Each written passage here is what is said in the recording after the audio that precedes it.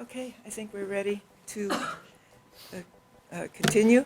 My name's Laura Feuder. I'm subject librarian for English and French literatures here at Notre Dame. And it's a privilege for me to introduce Steve Clay, because the first time I saw Granary Books' descriptive catalog of Robert Creeley's library, I was impressed with the level of detail and scholarship that went into its creation. In addition, Steve has been instrumental in helping Notre Dame libraries expand our collection of modern poetry to national importance in a matter of barely 4 years. Through him, we acquired the 6,000-volume Personal Library of Robert Creeley, the papers of Ed Dorn from the latter part of his life, and a unique collection of little magazines and books from the 1940s to the 1970s.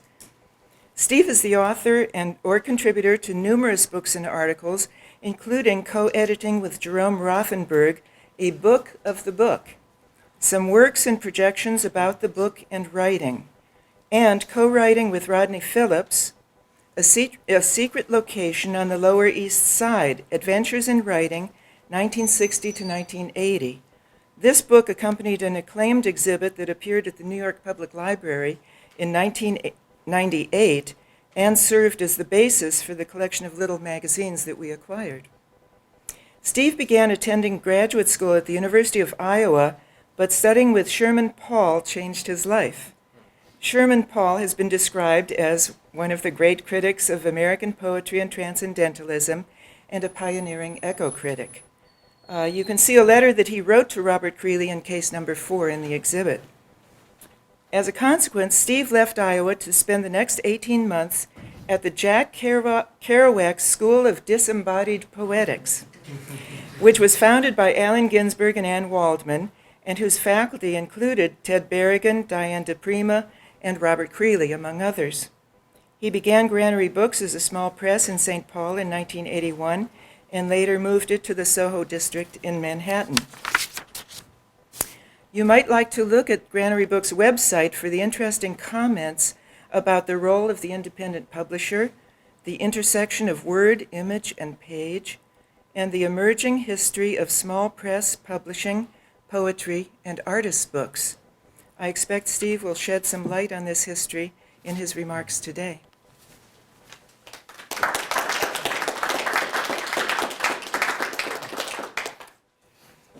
It's really nice to be here today. It's a pleasure to be on this panel and this occasion, really. It means a lot. I'd like to begin by acknowledging the people here at Notre Dame who were instrumental in bringing the Creeley collection to the Hesburgh Library. In particular, Laura Feuder, Gay Danley, Susan Omer, and Stephen Fredman.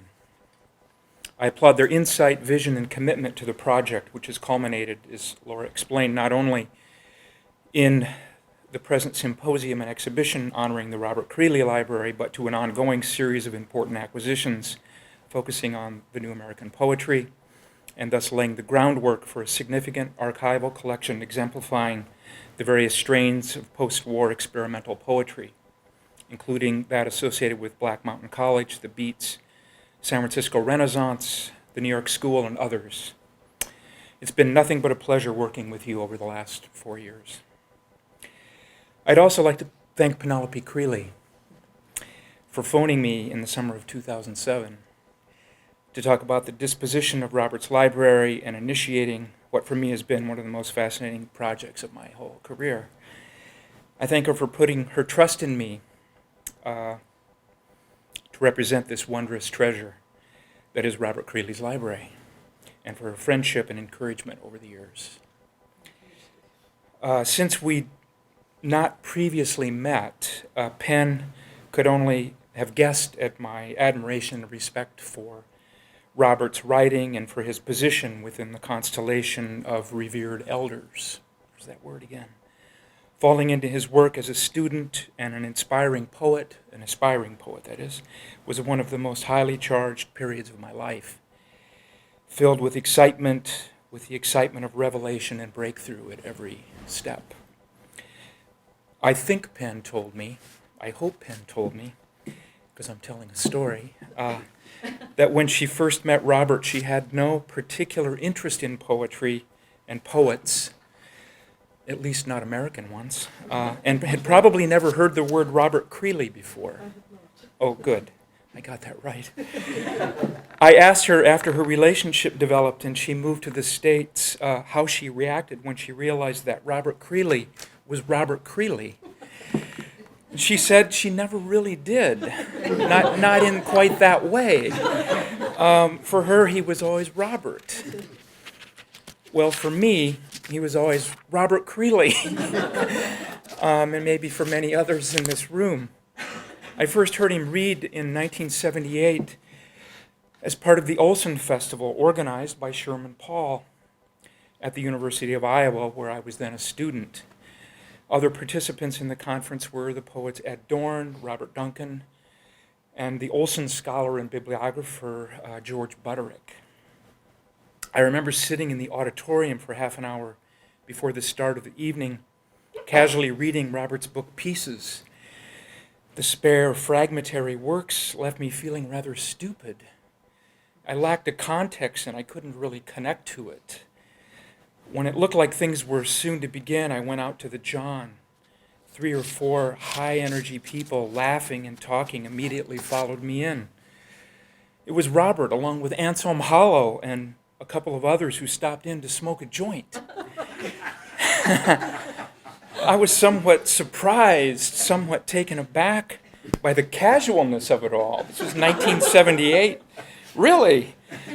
I went back to my seat as Sherman Paul introduced the conference, and then Robert, who was giving a reading. It was the first time I'd heard Robert's voice, and it completely changed the way I read his poetry.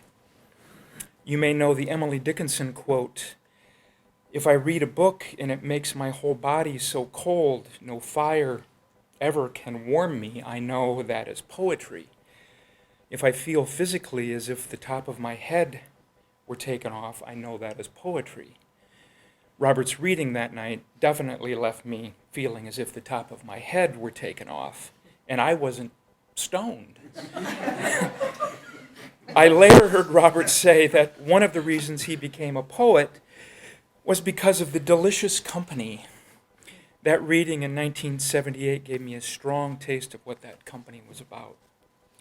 Years later, I published 3 books with Robert: En Famille, with photographs of Elsa Dorfman; Drawn and Quartered, with drawings by Archie Rand; and Lygia, with a drawing by Alex Katz.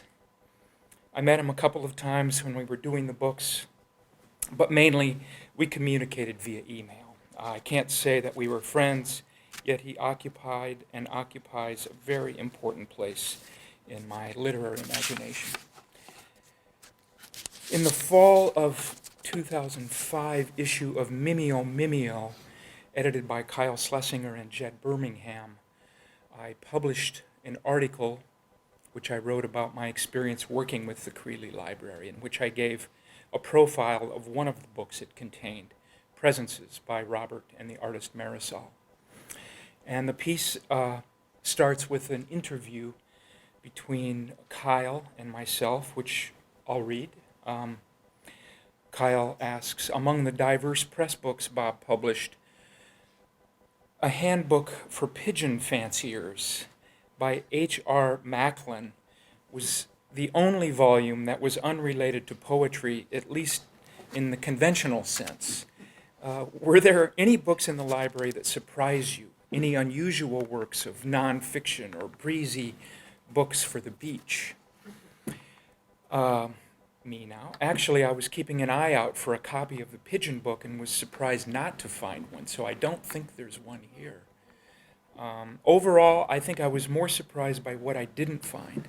It was a remarkably cohesive library centered within Robert's ever-expanding concentric circles of poet, writer, and artist friends, with no hidden veins of murder, mysteries, or celebrity biographies. I was very amused to spot a copy of Caught in the Quiet by Rod McEwen. Stanion Books, Random House, 1970, 12th printing, tucked in next to Mary Emma Harris's book on Black Mountain College. Upon closer inspection, I found a series of inserts, including a postcard from Allen Ginsberg from 1984 and a small black and white photograph of the Dutch writer and painter Jan Kremer, inscribed Robert. Kyle asks, I believe you've used the term Granger Eyes to describe the library. If I understand the term correctly, that could mean that the books work as storage units, as in the example above, where postcards and photographs have been tucked between the pages. According to the dictionary, the term can also be applied to books that have extra illustrations or collage elements, marginalia, or other personal enhancements that in a way have the potential to make a common mass-market paperback a unique work of art. Is that a fair definition? How many of the books would you consider Grangerized? Could you describe a few? And a related question, I understand that you've taken some steps to preserve the Grangerized books. Could you describe your method from a practical and philosophical perspective? More accurately, I probably misused the term. According to Glaister's Encyclopedia of the Book, a book is Grangerized when blank leaves are left for the addition by the purchaser of illustrations to his taste.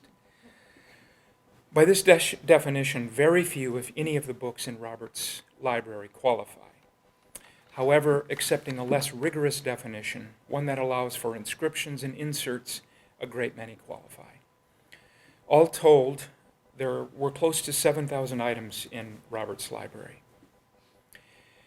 I would guess at least half were inscribed to Robert, and probably 3/4 bear his ownership signature. Since many of the books were given as gifts, they often became repositories over time for relevant notes, postcards, snapshots, reading and book announcements, manuscripts, and so forth.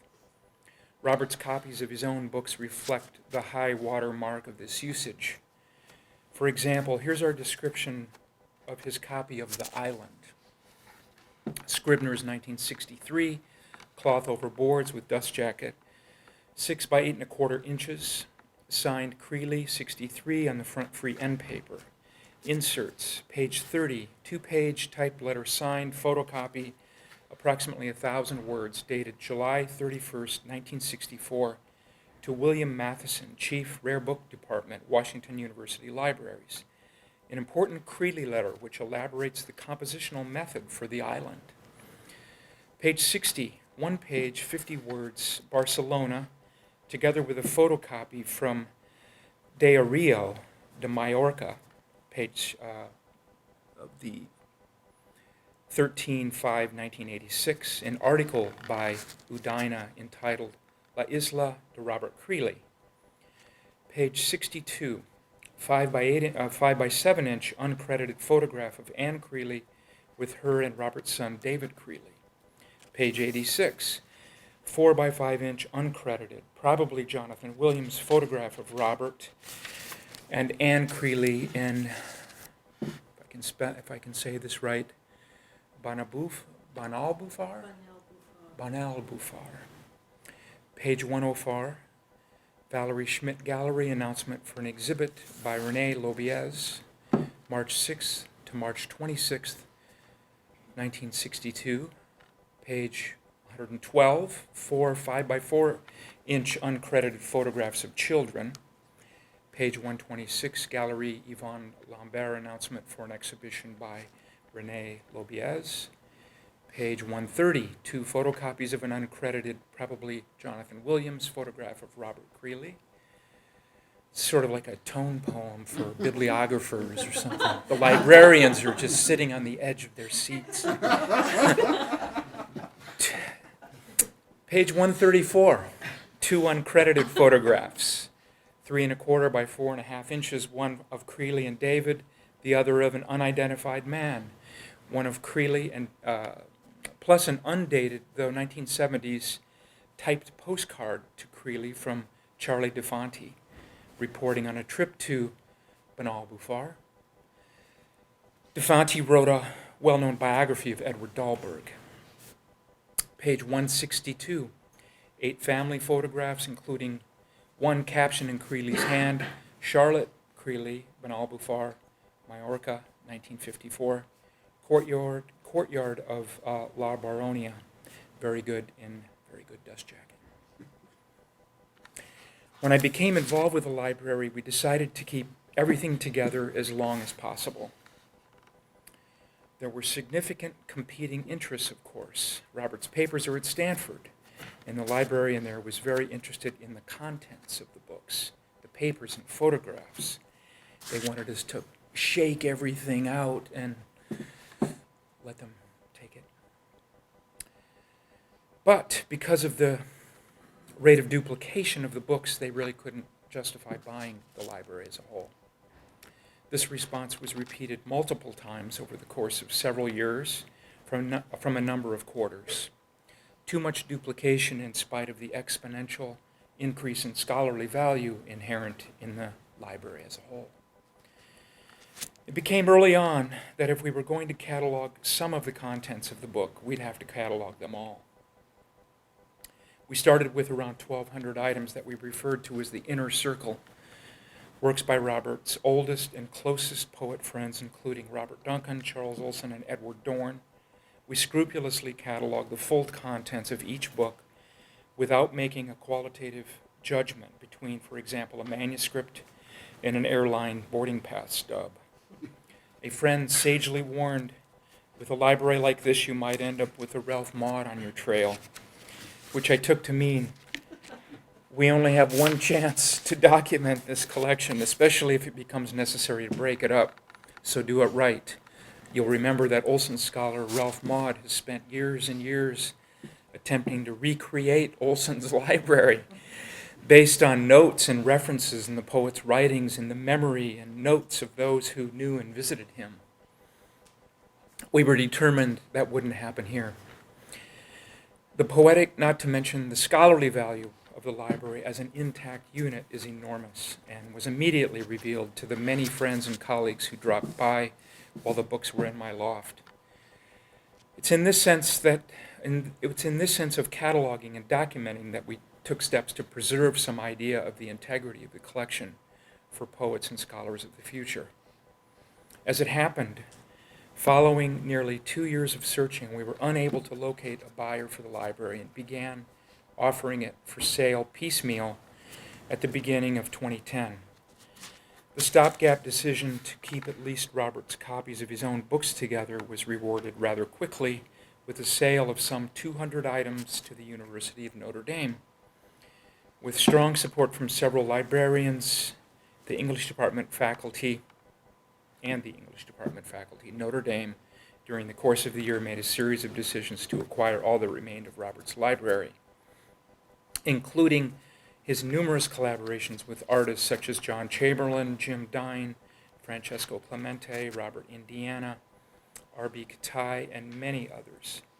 Although items throughout the alphabet were sold, Notre Dame has, I think, but we can find out for sure, about 90% of the library. And certainly it's true with good descriptions of the books that got away before the purchase was complete. And as Penn was talking, I was reminded that one thing I never did all the time I was there in Maine was take pictures of the books before we boxed them up, even though there were many, many trips that occurred before there was any boxing up done. But I now recall that the room was so crowded that with boxes and things from Buffalo and boxes of other things, really, that were in storage there, that I was often less than 2 feet away from what I was looking at. So they would have been close-up pictures. That would have been nice. But there were... And the room is still the same. Next question from Kyle. Do you know if Bob weeded out his library over the years? I mean, if he saved copies of all the magazines he contributed to, that alone would account for a substantial amount of publications. Hundreds, thousands? And were the periodicals kept on the shelf along with the books or stored separately? Questions only a bibliophile would ask, right? What do you do with the magazines? I can't say for certain if he weeded out the library. The books were housed in two locations. The house in Maine included mostly books published before 1983, the year Robert and Penelope bought the house. The Buffalo books included more recent and contemporary items and were moved to Providence when Robert took the job at Brown, and then up to Maine after he passed away. I believe the little magazines were sold to Stanford. In the 90s, there were some random older magazines in the library that I saw, including several issues, though not a complete run, of the Black Mountain Review, along with many more recent publications. The Black Mountain Review issues were among Robert's copies of his own books. So, Steve, I think that Robert didn't keep magazines because he did say some things have to go. Oh. And I don't think he probably weeded them out. But he didn't keep them in the didn't first keep place. them. I think not. That's Interesting. what I remember him saying. Some things had to go because Bobby and Robert moved a fantastic amount, and so Oh, did yeah. we. Uh-huh. Okay. I'll enter that into the permanent record. The other magazines I observed were not separately shelved in their own section. The Buffalo books, those were the ones that were in boxes that came from Buffalo. Having been moved twice already, they were still in the boxes, and where magazines were apparently interspersed among books and pamphlets, which were all arranged alphabetically. Kyle asks, looking at the letters and postcards and presences is very informative. We can see that Bob moved, or at least traveled a lot. And I'm going to show some slides in a second, but I also remind you that all the material from presences is in a case out in the exhibition. That Bob traveled a lot because there are letters and postcards addressed to two locations in Buffalo, plus Bolinas, Gloucester, and Placitas, all in one little archive of materials. We also get a sense of how the book was received in its time and whom Bob was corresponding with. Were the letters found in the library considered when Rod Smith and Kaplan Harris were working on the selected correspondence? Were there any unpublished or early drafts of poems about marginalia? This is a very good question to which I do not really have an answer, but my hunch is no. But I think you wouldn't have looked there because you were looking for letters Bob wrote, not letters that he received. So there was no reason to. But I'm also pretty sure that no one preceded me in methodically going through every book to see what was there. And a really interesting book could be made about the library, for sure. I mean, it would be fascinating to produce some kind of archival, some kind of, I don't know what form it could possibly take, but to indicate what was in some of these books. We'll talk more later. I discovered very few unpublished poems or early drafts by Robert.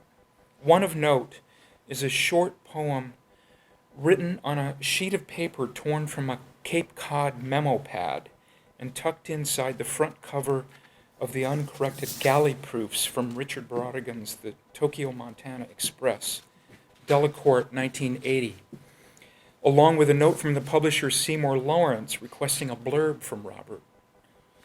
It is slightly illegible, but here's what I could make out. Home for everybody gone to the home on the hill with the fall leaves over their edges, red and yellow. And then on the verso it says, never will get it together.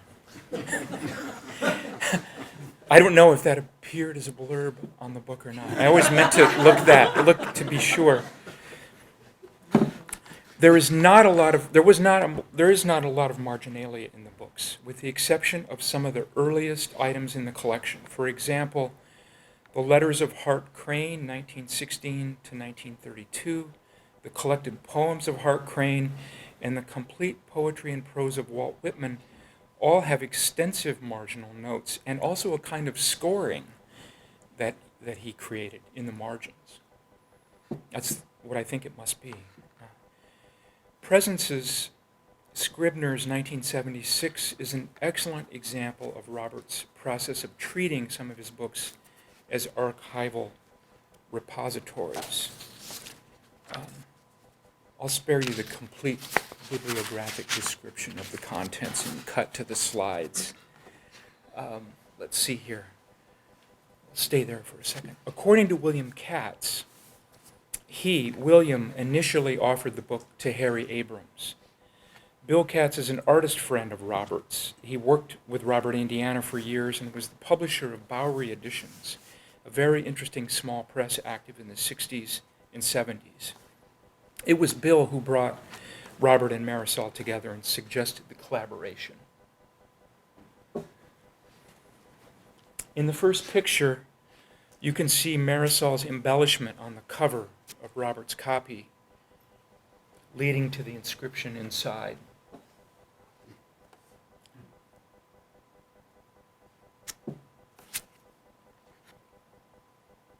The Marisol postcards clearly spent some time on the wall before being inserted into the book, perhaps as a way to preserve them in the midst of a move.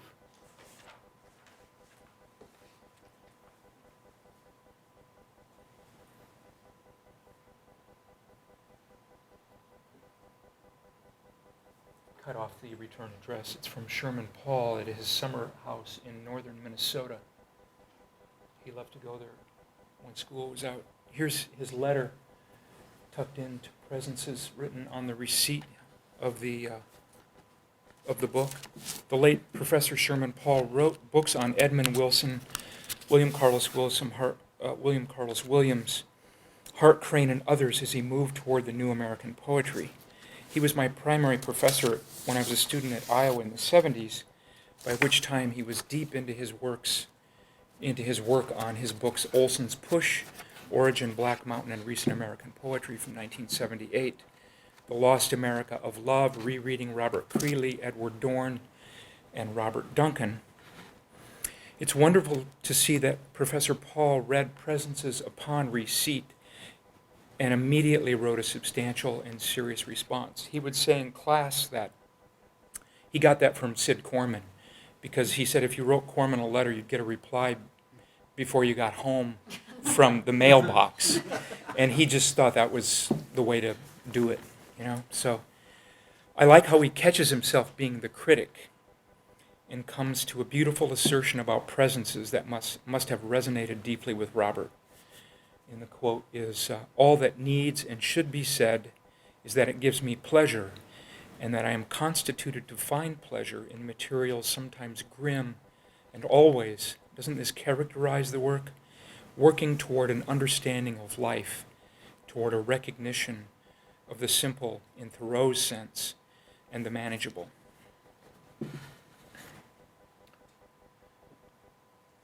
Marisol's letter from 1972 also mentions the Abrams possibility.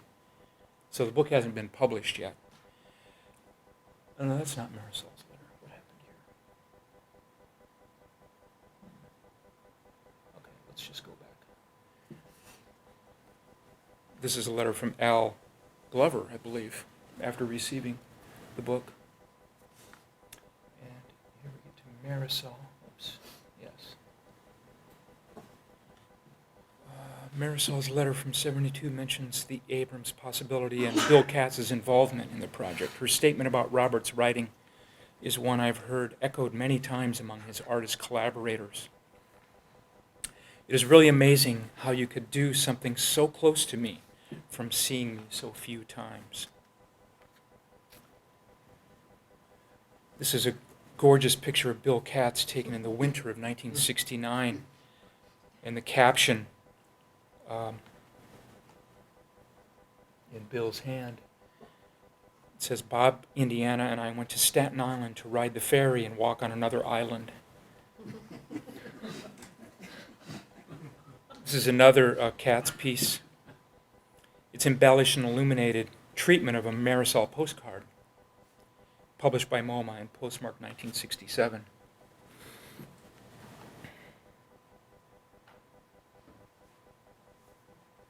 Wouldn't it be great to get something like that in the mail? It's interesting. This is another Marisol piece. And here's a letter coming in to Bolinas, from Mexico. Whoop, forwarded to Buffalo. Again, this is before the book was published. This is from Octavio Paz. It's interesting to see in the letter dated March 9th, 73, he requested to publish some of the Creeley Marisol work in plural, even though this work would not be published by Scribners for another 3 years. It's very satisfying to know that we current publishers did not invent the extended time delay between intention and actualization when it comes to getting a book out, if I dwell too long on that. One last comment. Creeley's many collaborations with artists were treated, as Steve mentioned, to a touring exhibition and an accompanying catalog in company, Robert Creeley's collaborations. And the catalog contains an essay by John Yao, which is one of the best writings I know of on poet-painter collaborations. So that's what I have right now. I'm happy to entertain any questions you might have. Can you tell us a little bit about what got away? Do you remember anything in particular? Oh, well, the first thing that always comes up as a topic of conversation is the Caesar's Gate, Robert's copy of Caesar's Gate, which he published. It's a collaboration by Robert Duncan and Jess. It was published by Granary Press in 1954, I want to say. And Robert, there was a very special edition done, which was 13 copies, 3 lettered and 10 numbered. Each of those copies included a fragment of a poem by Robert Duncan and an original collage by Jess, none of which material was documented in any way before it was put into the books and sent out to the people that bought them. Robert Duncan just wanted it gone, and which I find fascinating. It makes me want to find all those books, get copies of it all, and make another stunning book, which it surely would be. We were talking last night, and I found through some research, I found some records that Robert Duncan kept when he mailed the copies out, and by virtue of those records and others, knowing Lisa Jarneau, who recently published the biography on Duncan, and we've kind of together can figure out where about 7 of the 13 copies are. And maybe have leads on where the others are. So that would be a great project for a graduate student or something to really nail. I'll publish it if you can find it. I'll definitely promise to do that. Robert's copy was letter C. There were the 3 lettered, one for Jess, one for Robert Duncan, and one for the publisher, Robert C. Creeley. What else got away? Oh, I was also telling, I guess, last night that a lot of poet friends were contacting me. We offered the collection kind of alphabetically, A through C, and then D through F, and like this. So it took several months. Although when we got to C, that's when I heard from Laura, and then they first bought Robert's book, copies of his own. So there was always this hope in the background. Well, maybe she'll call back again. Which she did, but we did get all the way through Z, actually. Many of the calls were from friends who just wanted something, anything, a paperback by HD.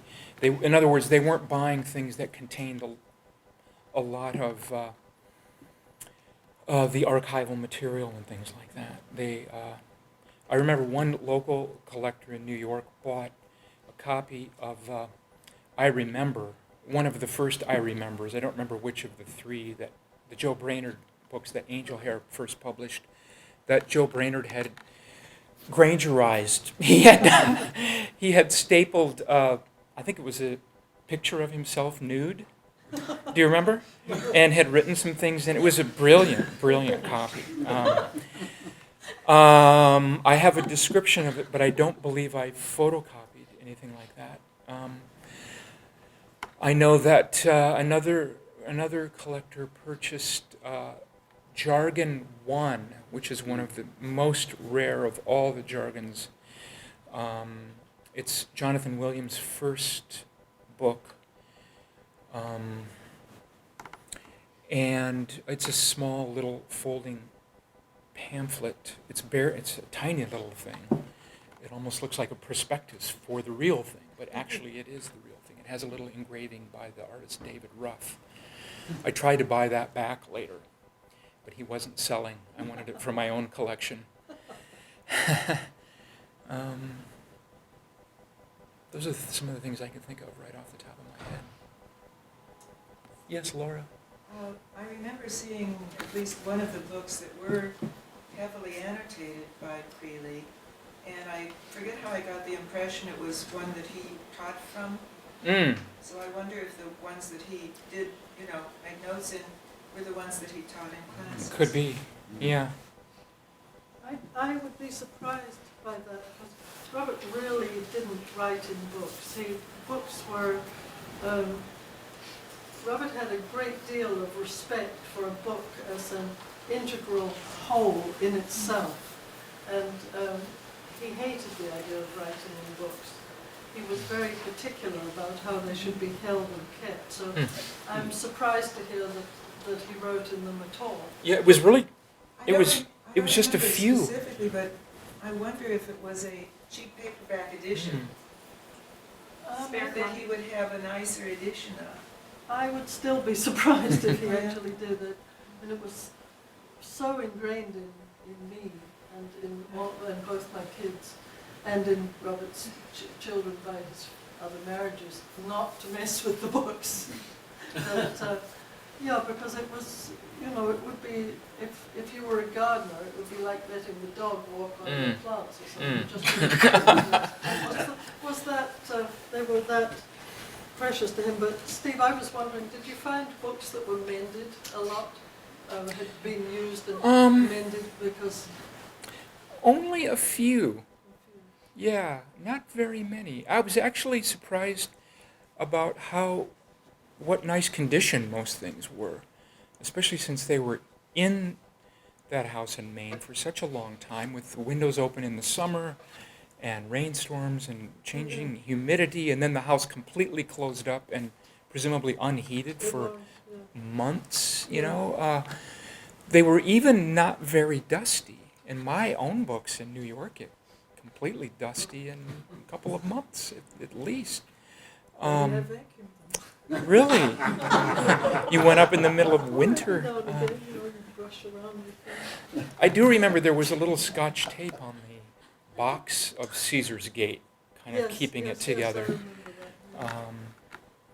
Because Robert mended things with duct tape. Duct tape, yeah. Silver duct tape. Very special, taking great care. He would even mend cassettes, cassette recorded things with great pencil twiddling in the knob and putting it, splicing it back together. He was very specific, and books were the primary. Mm-hmm. Are there other potential research projects that came to mind when you were rummaging around? Well, the big one was one I already alluded to, which was the Caesar's Gate. Well, there's two then. Yeah, Caesar's Gate, and then the just to do more with what's in the library, to make it more visible to more people. Aside from even if it were an online project, to scan and indicate how things were ordered, and maybe even invite some response to that, like just taking the book presences, for example. And then there's the idea that Stephen proposed, or suggested last night, is to do kind of an archival edition of Presences, right? To use the material that we have, plus the material you mentioned last night. Somebody received a letter. Could you tell? Marjorie Kinsey, who taught at Notre Dame as an art historian, wrote a letter to Creeley just after Presences came out, a long letter asking him a whole series of very specific questions about his working method in relation to Marisol's art. And he responded in kind with a very long and detailed letter. That's a wonderful document about his working method. Mm-hmm. And then I'm pretty sure Bill Katz, who was involved in putting the project together, sort of indicated to me that he has a box of stuff that he accumulated. So there's a possible project there. And then I've also been very kind of maybe envious might be the word, and kind of inspired and charged by the projects that Michael Duncan has done recently. Seminiculture, the first one he did with Christine McKenna, Wallace Berman and his Circle, and now the new one. I can't remember who his collaborator is with on that one, but it's Robert Duncan and Jess and their Circle. Yeah. There's an exhibition right now. Yeah. In New York, actually, yeah. And it's the executive. And this idea of and their circle, which and Robert certainly had, our Robert certainly had a large one, and it would potentially make a fabulous and fascinating exhibit that could maybe go beyond the in company that specifically focused on the collaborations with artists, but to really, in fact, we have some things to talk about. Yeah. It's really good. Kaplan. Is there a music library? I mean, I know you had lots and lots of tapes and CDs and records. What happened to all that There. material? Still in Maine. Still in Maine? Yeah, we yeah. Okay. Yeah, still in Maine. But we do have recordings of Bob with of his own readings and his Oh, right, readings right, with right. music, Mhm. that have all been digitized, so they're available. Yes, in the some of library. those were released, right? There were Yeah, a number that were and released on others CD, weren't. and were others just, weren't. I think, sort of done on the spur of the moment. And Yeah. Mm-hmm. When going through Creeley's books, I noticed many of them had Buddy Berlin's name inside them. Is there an interesting backstory there? Penn might know the story on that. Well, I think I mentioned him. Buddy was Robert's. At Harvard, you got to sit in alphabetical order in Oh. your class. And B was Berlin and C was Creeley. So they were in a fairly close group. And so Buddy and Robert became friends. Buddy, I mean, I hope. So Buddy felt a little bit of an outsider at Harvard as well for specific his own reasons. Buddy was Jewish, and it was still a little odd or a little different from the acceptable Harvard trend in those days to be Jewish. And Buddy also was an avid musician, and he and Robert would go around the jazz clubs of Boston together, and they became very good friends. And then Buddy moved, he moved to New Mexico, and from New Mexico, Robert and Bobby were living in New Mexico then, and Lucia and Bobby and Buddy and Robert were all good friends. When Buddy and Lucia moved to Mexico, they left a lot of their things with Robert and Bobby, and they stayed. So the books were some of them, and the furniture, quite a lot of furniture, and I still have that. Eventually has ended up in the house in Maine. It's still there. So, Yeah, we never found the Buddy Berlin, the letters from Robert to Buddy Berlin. Although when the project began, Robert was still alive, and he said that they would be some of the greatest letters. And we looked high and low for those and couldn't find them. And if they're anything like the letters to another college friend, Jacob Lee. And they're long, detailed, philosophical, funny, raunchy, all of it together as college friends might be. Just in some ways, the ones to Jacob Lee are the kind of warm-up to the letters to Olson. And so if you can track them down, there might be an addition there or a special feature somewhere. But I wouldn't be surprised if they didn't exist anymore, because Buddy lived in, I've forgotten the name of the place, but it was a beach resort for a long time. And I think he lived pretty much on the beach in a great place, but nevertheless I don't suppose that it was the place where you kept things like letters from college friends. Right.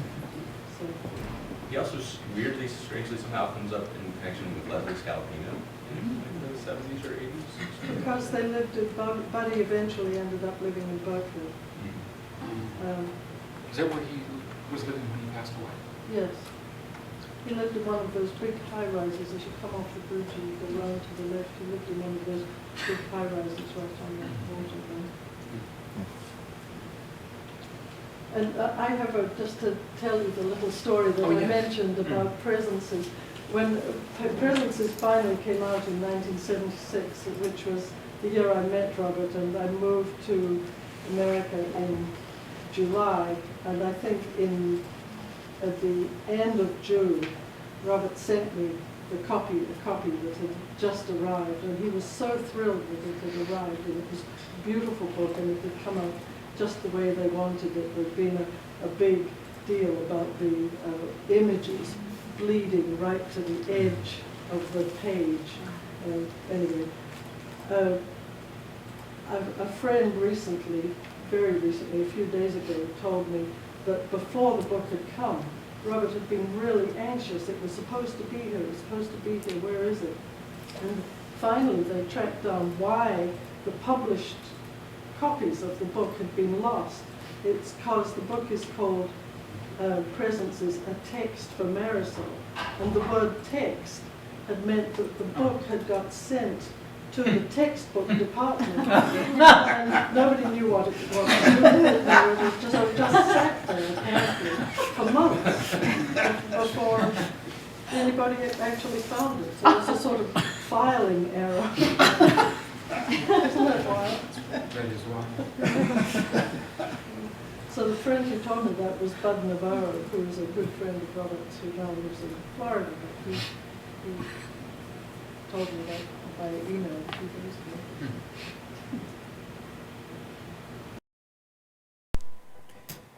Okay. All right. Thanks very much.